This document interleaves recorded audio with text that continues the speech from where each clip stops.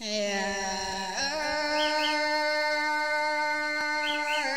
xưa đê tan khổ bằng đà thì nà nên cũng đàn hình cha tên nà tăng mang ngân hô thì năng cầm sùng kẹp cũng hồ hiền tê lò xài bèn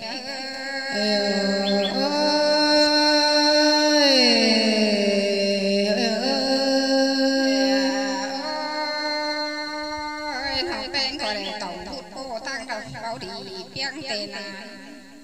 nam phồn non hạ đường mình pôn cũng đầm đồm tê lò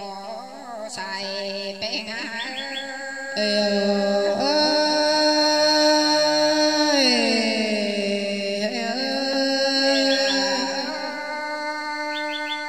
có để hạp ra khổn hiến trai trai trốn bò bò tên hay nỉ bông tăng thao sáng sờ vừa như bi làng tên nó xuống mười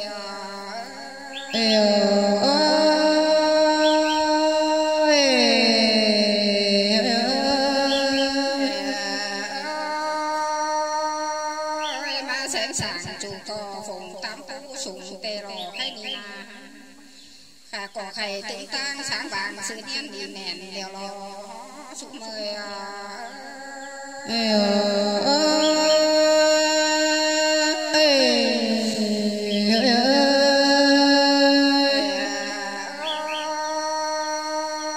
xì màn kiểu xa ón má xài đèo lò hay nì na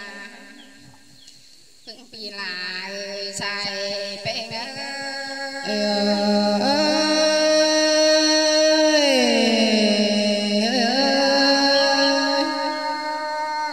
mà mưa xưa đê nó đê hình ta thôi bằng đang soi hồn nhìn nằm nà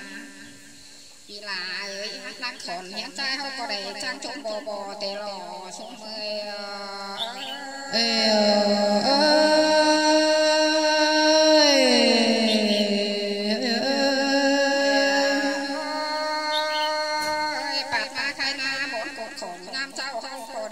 sự bàn tiên đều lò hay nì na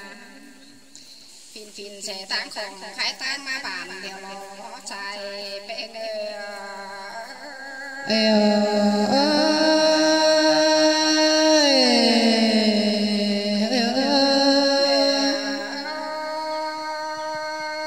bạt ma khai hậu có đưa xương bà bừa bồ tăng quảng phương khay tê lò xuống mười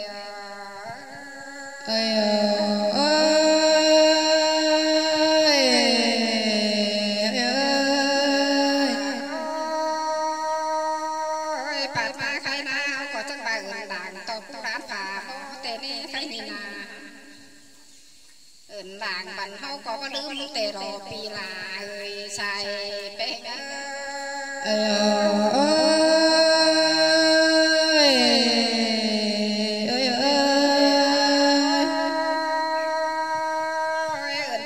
bỏ sòn hâu có mi quam anh hồng tê rò pi là xài bèn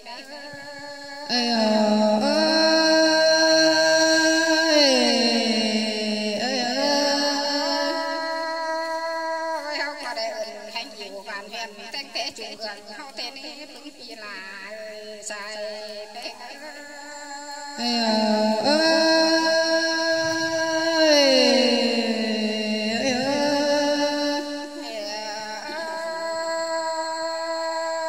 bạt ma khai có tí sò chút khờ kỳ là hao na nô phụ bình con quần ba nô có để chú hào tươi mềm coi chú hào tươi mềm